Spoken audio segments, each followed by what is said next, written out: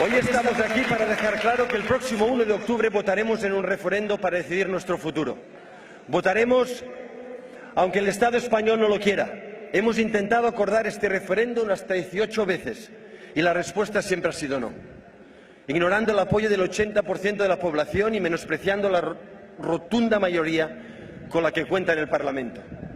No tenemos otra salida. La única respuesta posible es votar.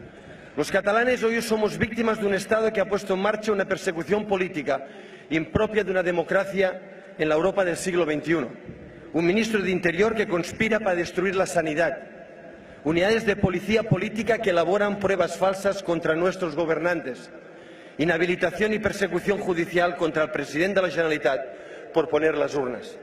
Todos conocemos los intentos para acabar con el modelo de escuela catalana, pilar de la cohesión social, y del bloqueo de las inversiones en nuestras infraestructuras, como los puertos, aeropuertos y trenes.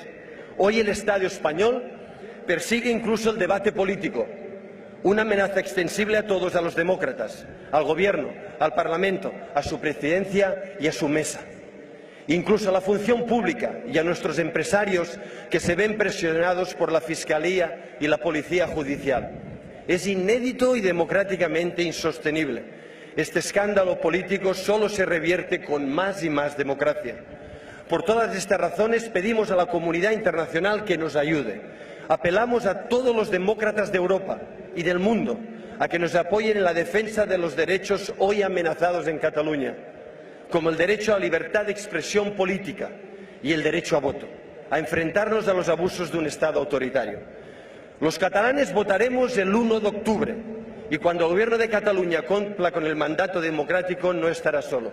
Además de la mayoría democrática del Parlamento, el Gobierno debe saber que todo y cada uno de nosotros estaremos a su lado. Ahora que quieren secuestrar la voz de la democracia, más que nunca acudiremos a las urnas y defenderemos con todas nuestras fuerzas la democracia y a nuestros representantes. Estamos comprometidos con ellos.